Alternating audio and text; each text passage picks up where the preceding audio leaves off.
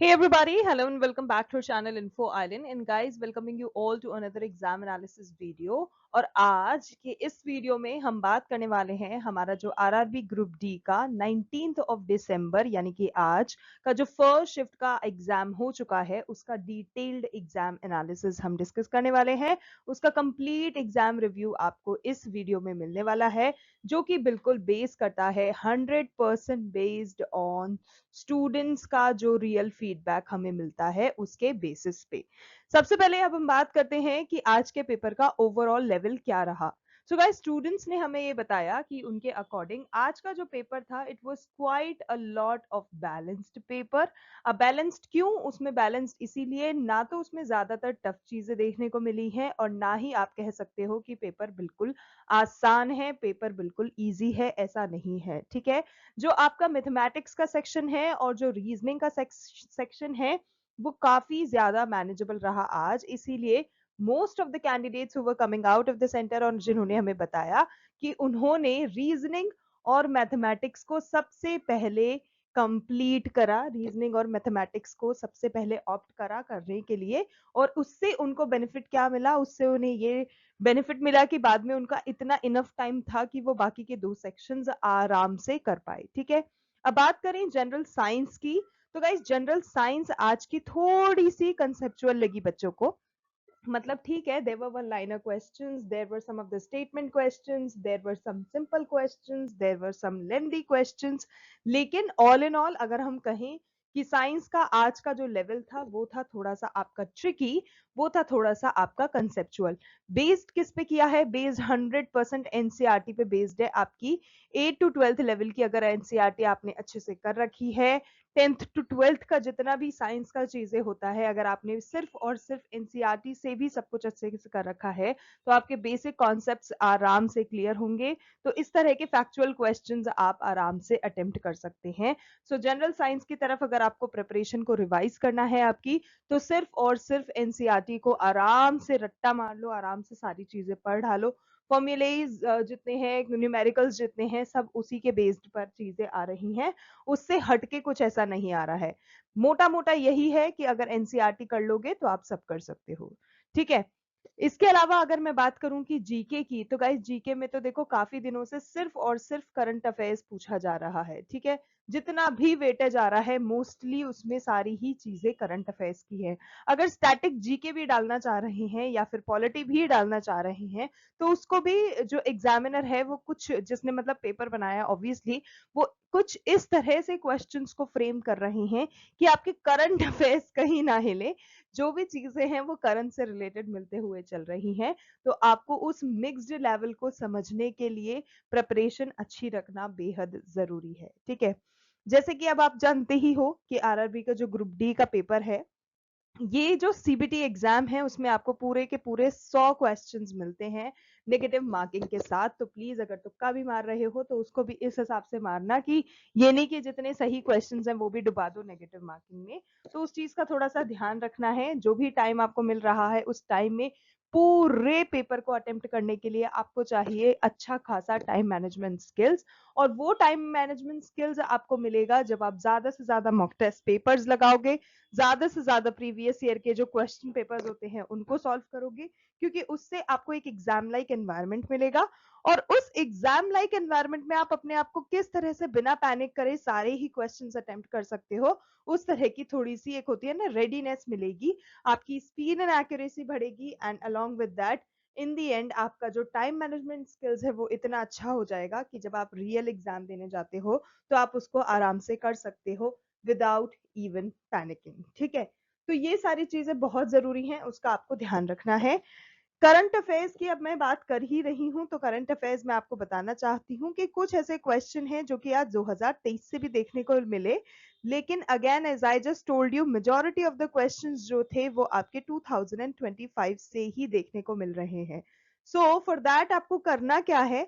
जो मई, जून, जुलाई, अगस्त, ठीक है, इतने ये जो महीने हैं ना, कुछ 4-5 महीने, अगस्त हो गया, सितंबर हो गया, कुछ इतने जो लास्ट 6 8 मंथ्स के अगर आप जैसे साल भर के भी नहीं कर सकते हो तो कम से कम पिछले 8 10 महीने, अगर 8 10 भी नहीं कर सकते हो तो पिछले 6 8 महीने के करंट अफेयर्स जितने भी हैं उन सबको इस तरह से प्रिपेयर कर लो, क्योंकि मोस्टली वही सब कवर किया जा रहा है आरआरबी ग्रुप डी के आपके एग्जाम्स में। ठीक है, अब आज के इस वीडियो में मैं आपको उन सब चीजों से भी डील करने में हेल्प करने वाली हूँ। क्यों? क्योंकि मैं आपको डिटेल में एक एक चीज डिस्कस करके बताऊंगी। आपको पता पड़ेगा पेपर का overall difficulty level, section wise difficulty, etcetera etcetera. तो गाइस बात करें कि आज का पेपर आसान रहा, मॉडरेट रहा या टफ रहा, उसके लिए आपको वीडियो को एंड तक जरूर से देखना है, क्योंकि वीडियो के अंत तक वो सारे सवाल जो कि आपके दिमाग में चल रहे हैं आज के पेपर को लेकर वो सब सॉल्व हो जाएंगे। ठीक है, और यस सेक्शन वाइज डिफिकल्टी, जैसे मैंने कहा सेक्शन वाइज डिफिकल्टी बताएंगे आपको, वो भी हम आपके स्टूडेंट्स का जो हमें रियल फीडबैक मिला है उसके बेसिस पर ही बताने वाले हैं। तो एक एक चीज वही होगी जो कि हमें फीडबैक के बेसिस पर पता चली है। अगर आपने एग्जाम दिया है and if you know anything related to today's paper, या इफ यू रिमेंबर, एक होता है ना ध्यान में हो कुछ क्वेश्चंस कुछ टॉपिक्स, तो प्लीज से कमेंट करके बता देना so that it helps the other candidates also. ठीक है, क्योंकि बहुत जरूरी है वो टॉपिक्स जानना बच्चों के लिए जहां से पेपर आ रहा है, जिससे कि जिन बच्चों का पेपर अभी होना है वो उस तरीके से अपने आप को प्रिपेयर कर सके और अपना पेपर अच्छा दे सके। ठीक है, तो बात करें गुड अटेम्प्ट्स की, वो भी हम डिस्कस करेंगे, सेफ स्कोर आपको बताएंगे, आपको पता चलेगा कि किस रेंज में अगर आप फॉल कर रहे हो then you are in the safe zone, और जो एक्सपेक्टेड कट ऑफ रहने वाली है उस पर क्या इम्पैक्ट हो सकता है वो भी आपको बताने वाले हैं। तो please stick to the video और पूरा देखना है, कहीं स्किप नहीं करना है।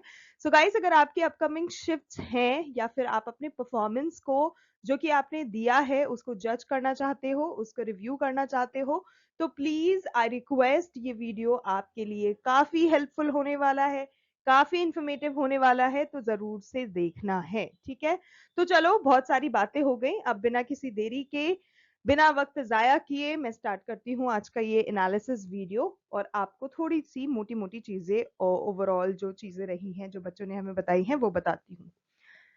ओके, सो सबसे पहले मैं ओवरऑल डिफिकल्टी बता ही चुकी हूँ। मॉडरेट लेवल ऑफ आपका पेपर आया है, कहीं भी ये नहीं कह सकते कि इजी टू मॉडरेट है। It is simple and simple moderate to slightly difficult की तरफ ही आप कह सकते हो, डिफिकल्ट नहीं कह सकते लेकिन मॉडरेट जरूर से है। ठीक है, मैथ्स में आज क्या सीन रहा? सो गाइज मैथ्स में आज भी आपका जो अरिथमेटिक का लेवल था वो एडवांस के लेवल से ज्यादा था, है ना, इन कंपैरिजन टू एडवांस ज्यादा था। आज भी आपके टाइम एंड वर्क के क्वेश्चन थे, टाइम स्पीड डिस्टेंस के क्वेश्चंस थे, वो जो ट्रेन के क्वेश्चंस आते हैं वो मौजूद थे, डिस्टेंस कवरेज वाले क्वेश्चंस थे, परसेंटेज के क्वेश्चंस थे, प्रॉफिट एंड लॉस के क्वेश्चंस थे, चक्रवृद्धि ब्याज जिसे हम बोलते हैं वो भी आज पूछी गई, कंपाउंड इंटरेस्ट के भी कुछ चीजें थी। तो ये सारे ही क्वेश्चंस जो थे टॉपिक्स से वो आज के पेपर में आपके पूछे गए हैं। बाकी if we have to talk about कि भाई एडवांस से कहाँ चीजें आई, तो गाइज मेंसुरेशन था आपका, ट्रिग्नो था आपका। ट्रिग्नो से आई बिलीव बच्चों ने बताया कुल 2 क्वेश्चन थे जो कि ट्रिग्नोमेट्री से पूछे गए थे। एक बच्चे ने हमें ये भी बताया कि त्रिभुज यानी कि ट्रायंगल से भी 1 2 क्वेश्चंस पूछे गए हैं। सो प्लीज आप वो सारे टॉपिक्स प्रिपेयर करके चलना। इसके अलावा रीजनिंग का अगर मैं बताऊं तो गाइज रीजनिंग में there were a total of 3 4 questions जो कि सिंपली जो सीटिंग अरेंजमेंट के क्वेश्चंस नहीं होते, फॉर एग्जांपल पी यहाँ बैठा है, क्यू यहाँ बैठा है, आर यहाँ बैठा है, एस यहाँ बैठा है, टी यहाँ बैठा है, एंड आपसे पूछ लिया जाए that who is sitting in the middle of P and Q या क्यू एंड आर या R and S etcetera etcetera. तो इस तरह के कुछ सीटिंग अरेंजमेंट वाले कुल 3 4 क्वेश्चंस आज पूछे गए। ठीक है, तो उसको अच्छे से प्रिपेयर कर लेना है। ऑल्दो रीजनिंग बहुत सिंपल आ रही है, अगर आपने थोड़ी बहुत भी प्रिपरेशन कर रखी है तो आप रीजनिंग निकाल लोगे, उसका लेवल इतना ज्यादा सिंपल आ रहा है, पर क्योंकि प्रैक्टिस जरूरी है तो उसको कंटिन्यू करते रहना।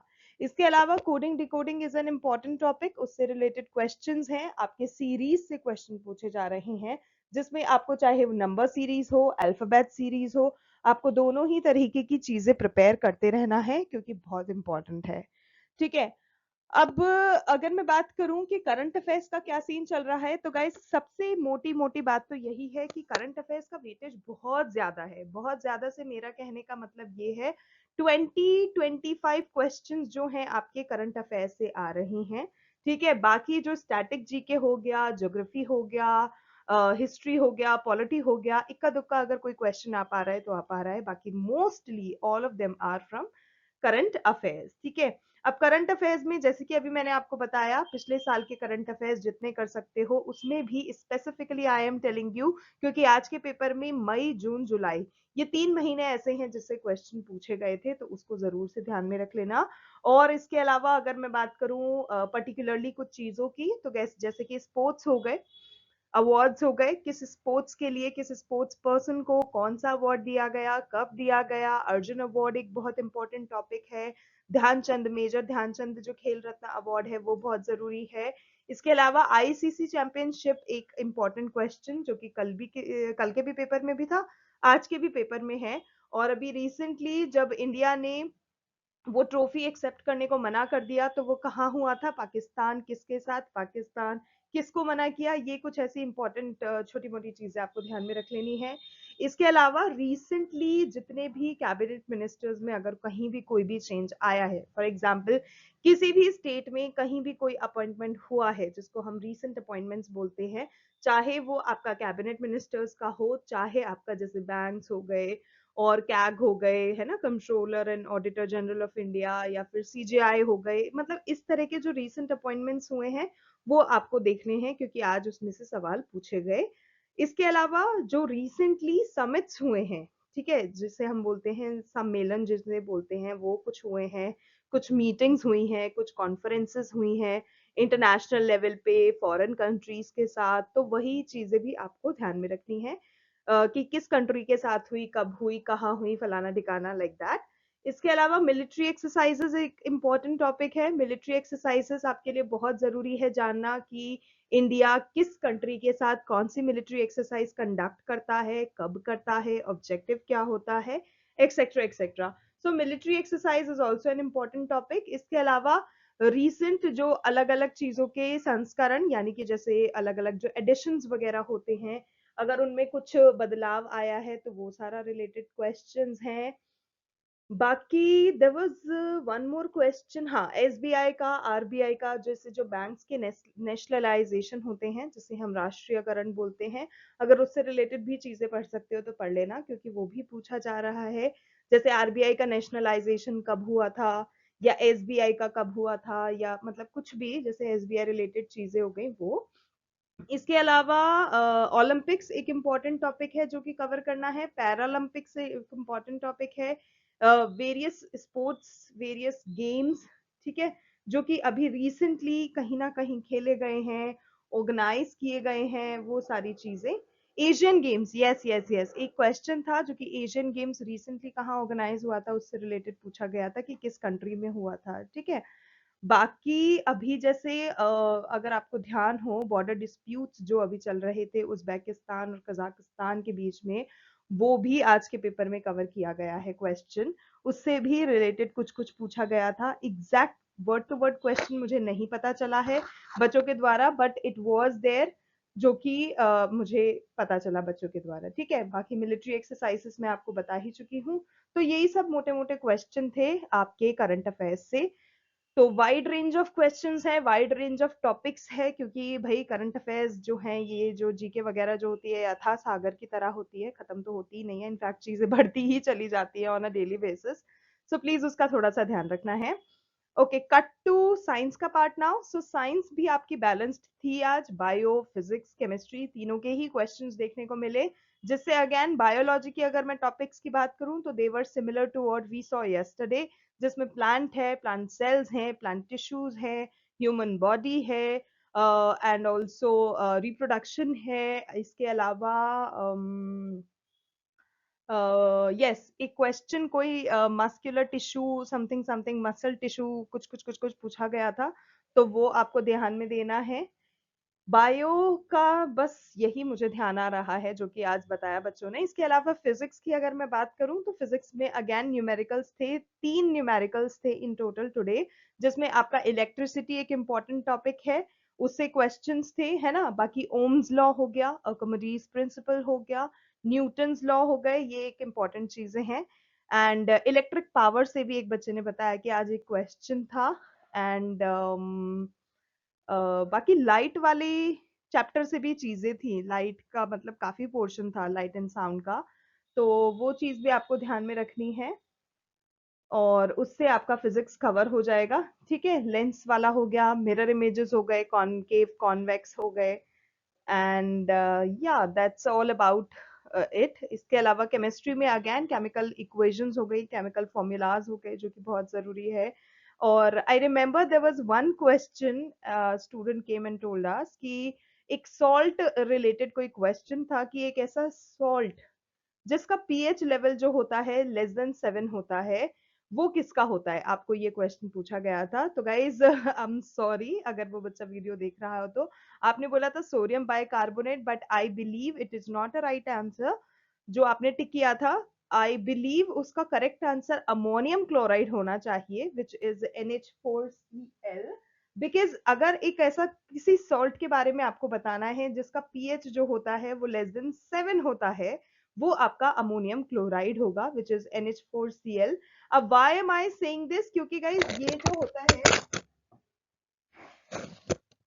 सो सॉरी या एक्सक्यूज मी, सो ये जो होता है इसका अपीयरेंस कब होता है, इसका अकरेंस कब होता है, क्यों? ये इसीलिए क्योंकि जब NH4Cl जो आपका बनता है, मतलब ये जो सॉल्ट है ये आपका बनता है, वो एक वीक बेस से बनता है। और ये जो अमोनियम हाइड्रोक्साइड जो होता है वो होता है वीक बेस, जो कि आपके अमोनियम क्लोराइड को बनाता है।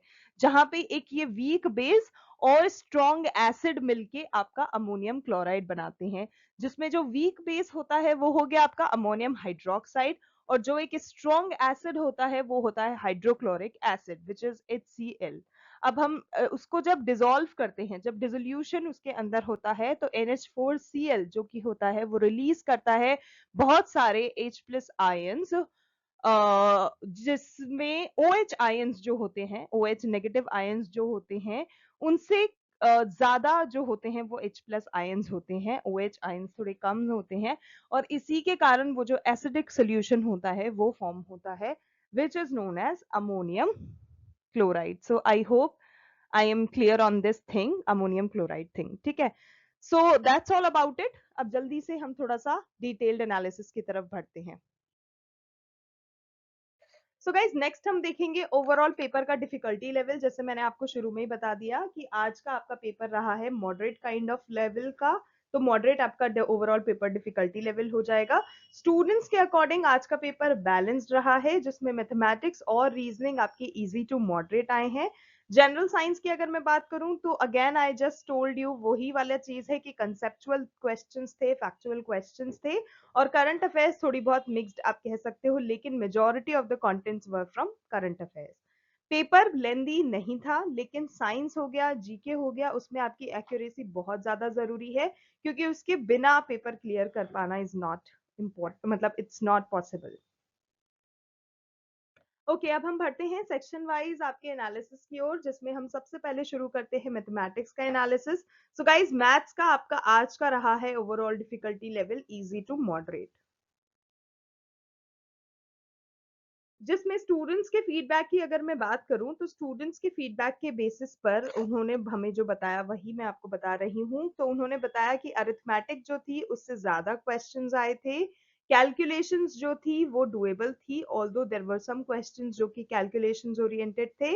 एंड नेक्स्ट है कि डायरेक्ट जो फॉर्मूला बेस्ड क्वेश्चंस होते हैं वो काफी ज्यादा डोमिनेट कर रहे थे, सिंपल से कुछ फॉर्मूला डाल के निकालने वाले। सो ये फीडबैक रहा। नेक्स्ट अगर मैं आपको टॉपिक्स के बारे में बताऊं, ऐसे कौन से टॉपिक्स हैं जो कि आपको प्रिपेयर कर लेना है, जिससे क्वेश्चंस पूछे जा रहे हैं, पूछे गए हैं और आगे भी पूछे जा सकते हैं। सो उन टॉपिक्स में guys percentage, ratio and proportion, profit and loss, average, simple interest, time and work, speed, time and distance और सिंप्लीफिकेशन, ये कुछ ऐसी चीजें हैं जो कि आपको कवर कर लेनी चाहिए, कवर कर लेनी ही चाहिए, क्योंकि इन पर फोकस काफी ज्यादा है। अब आज के इस सेक्शन की मैं गुड अटेम्प्ट्स की बात करूं तो guys good attempts are gonna be like 22 to 25 का रेंज में। तो अगर आपके 22, 23, 24, 25 इतना कुछ भी नंबर आ रहे हैं, then you are good to go to the next level. Difficulty again easy to moderate. Student का रिएक्शन यही रहा कि जो मैथमेटिक्स है वो ओवरऑल अगर मैं बात करूं तो आसान थी, बेसिक कॉन्सेप्ट्स क्लियर हों तो इजीली आप उसमें स्कोर कर सकते हैं। So that's all about mathematics. अब हम बढ़ते हैं जनरल इंटेलिजेंस की ओर और रीजनिंग के क्वेश्चंस की तरफ, जो कि स्कोरिंग था, इजी था। गाइस, स्टूडेंट्स का फीडबैक इस पर्टिकुलर सेक्शन को लेके यही था कि जो रीजनिंग का सेक्शन है वो सबसे ज्यादा स्कोरिंग रहा। पैटर्न बेस्ड क्वेश्चंस इजी थे और जो पजल थी वो सिंपल से लेवल की थी। तो ये आपका स्टूडेंट्स का फीडबैक। बाकी टॉपिक्स की अगर मैं बात करूं इस पर्टिकुलर सेक्शन के लिए, तो guys coding, decoding, analogy, odd one out, number and alphabet series, direction sense, blood relation, Venn diagram and one simple puzzle, ये वो सारे टॉपिक्स हैं जो कि आपको पढ़ लेने हैं अच्छे से। Okay, so for this particular section अगर मुझे गुड अटेम्प्ट्स बताने हैं तो guys good attempts are gonna be like 24 to 27। तो अगर आप कहीं ना कहीं 24, 25, 26 या 27 इस रेंज में आ रहे हो, then you are qualifying for the next level and you are in the safe zone. Difficulty reasoning की आसान रही। स्टूडेंट्स का रिएक्शन ये रहा कि रीजनिंग बिल्कुल स्मूथ थी, टाइम मैनेज हो गया इजीली।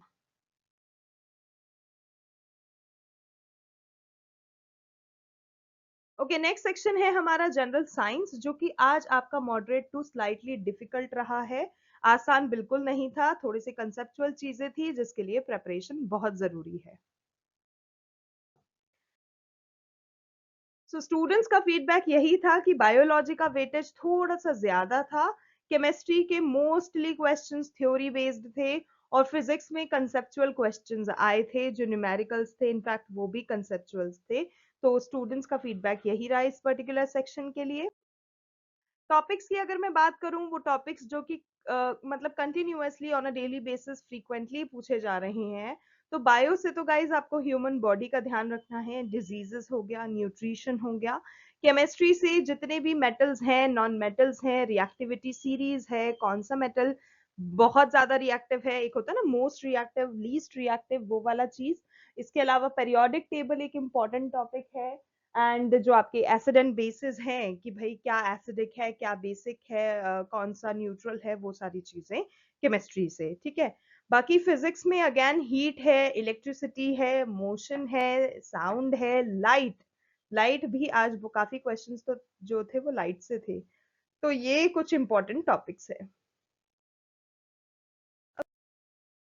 ओके, गुड अटेम्प्ट्स आज के लिए इस सेक्शन के हम रखते हैं 18 से 21 और डिफिकल्टी इसकी रहने वाली है मॉडरेट। और स्टूडेंट के रिएक्शन में हम यही कह सकते हैं कि साइंस में जो बायोलॉजी स्ट्रांग होनी चाहिए वही सेक्शन डिसाइड कर रहा है, क्योंकि बायो के क्वेश्चंस जो हैं थोड़े से लेवल वाले आ रहे हैं, मतलब हल्का सा टफ कह सकते हो आप। ओके, नेक्स्ट है general awareness and current affairs. तो जो कि आपका मॉडरेट लेवल ऑफ पेपर रहा है, इसमें जो करंट अफेयर्स है उसने काफी डोमिनेट करा है।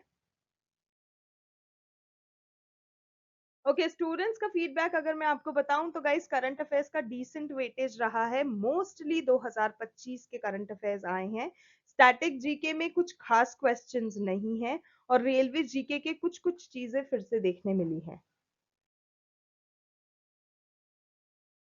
टॉपिक्स अगेन जो प्रिपेयर करना है, करंट अफेयर्स पे ध्यान दो, बहुत ज्यादा ध्यान दो। पिछले 6-8 महीने के करंट अफेयर्स बहुत जरूरी है। स्पोर्ट्स हो गया, अवार्ड्स हो गया, बहुत ही इंपॉर्टेंट डेज एंड डेट्स हो गए, अर्थ डे, मलेरिया डे, ये सब ऑलरेडी पूछे जा चुके हैं। इंडियन पॉलिटी के कुछ बेसिक्स ध्यान में रखने हैं। ज्योग्राफी जो कि इंडिया बेस्ड है, नॉट इंटरनेशनल। इंडिया के जैसे रिवर्स हो गया, ट्रिब्यूटरीज हो गया, कौन से रिवर का कौन सा ओरिजिन प्लेस होता है, वो सारी चीजें, डैम्स, लेक्स वगैरह वगैरह। गवर्नमेंट की स्कीम्स चाहे वो सेंट्रल लेवल पे निकाली गई हो, स्टेट लेवल पे निकाली गई हो, किस ऑब्जेक्टिव के साथ लाई गई हैं, एंड किस कैटेगरी को वो, मतलब एक होता है ना कि टैग करेंगे, किन के लिए वो चीजें लेकर आए हैं, वो सारी चीजें। फंड रिलेटेड चीजें हो गया, जैसे कितना फंड उस पर्टिकुलर स्कीम में देंगे। बजट की चीजें हो गई, बजट 2025 आपके लिए बहुत एक इम्पॉर्टेंट टॉपिक है, क्योंकि बजट से काफी चीजें पूछी जा रही हैं, काफी स्पेसिफिक चीजें भी हैं। And railway related GK again. Good attempts इस सेक्शन के लिए 16 से 19, डिफिकल्टी मॉडरेट। जीके अनप्रिडिक्टेबल थी, करंट अफेयर्स ने काफी ज्यादा हेल्प करी। अगर करंट अफेयर्स अच्छे से कर लोगे तो आपके लिए पेपर बहुत इजी होने वाला है। Okay, so that was all about हमारा section wise analysis. Now we are gonna look at overall good attempts. तो गाइज इस शिफ्ट 1 में ओवरऑल अगर मैं सेफ अटेम्प्ट्स आपको बताऊं आज के, तो कहीं ना कहीं 82 टू 90 रख लो, क्योंकि पेपर बच्चों ने आराम से निकाल लिया है।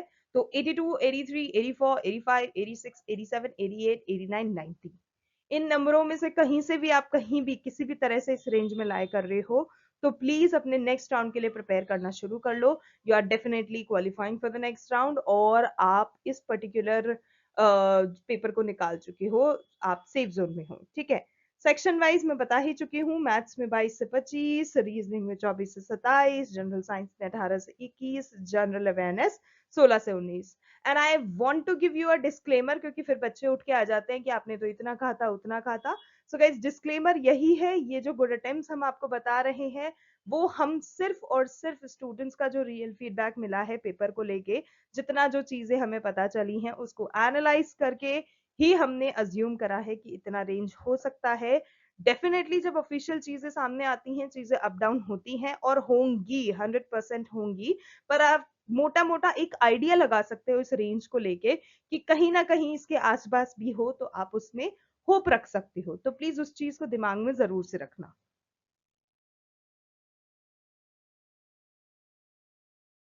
And at last we are gonna look at expected cut off impact. तो गाइज वो यही है, पेपर मॉडरेट, अच्छा खासा मॉडरेट रहा है, स्कोरिंग रहा है। मैथ्स और रीजनिंग स्ट्रांग होने की वजह से कट ऑफ स्टेबल है या फिर स्लाइटली हायर रह सकती है।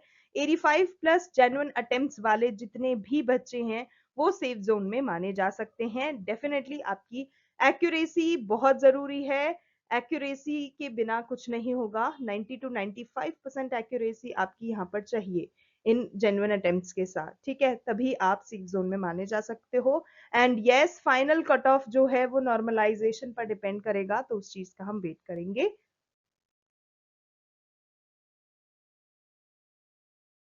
तो गाइज ये था हमारा आज का analysis video. Overall RRB group D का आप 19 दिसंबर का पेपर देखोगे पहली शिफ्ट का, तो वो एक बैलेंस्ड और काफी ज्यादा स्कोरिंग पेपर रहा है। स्पेशली अगर आपकी मैथमेटिक्स हो गई और रीजनिंग हो गई स्ट्रांग है, तो प्लीज सबसे पहले इन्हें अटेम्प्ट करना। आपके लिए वाकई में बाकी का फिर सेक्शन निकालना आसान हो जाएगा। अगर आपने पेपर दिया है तो आपने कितने अटेम्प्ट्स किए हैं और कौन सा सेक्शन आपको स्ट्रांग लगा है, कौन सा सबसे ज्यादा टफ लगा, कौन सा सबसे ज्यादा इजी लगा, कमेंट्स करके जरूर से बताइएगा, because we would love to hear that from you. और अपार्ट फ्रॉम दिस, अगर ये एनालिसिस वीडियो आपको हेल्पफुल लगी हो तो वीडियो को जरूर से लाइक करना, शेयर करना, चैनल को सब्सक्राइब करना बिल्कुल मत भूलना, एंड नोटिफिकेशन बेल आइकन को भी हिट करना बिल्कुल मत भूलना। So as whenever we come up with a new video, you guys are notified about it, और हम लोगों को आपकी तरफ से थोड़ा सा प्यार और थोड़ा सा मोटिवेशन मिलता रहेगा। तो जरूर से सब्सक्राइब करें अभी के अभी।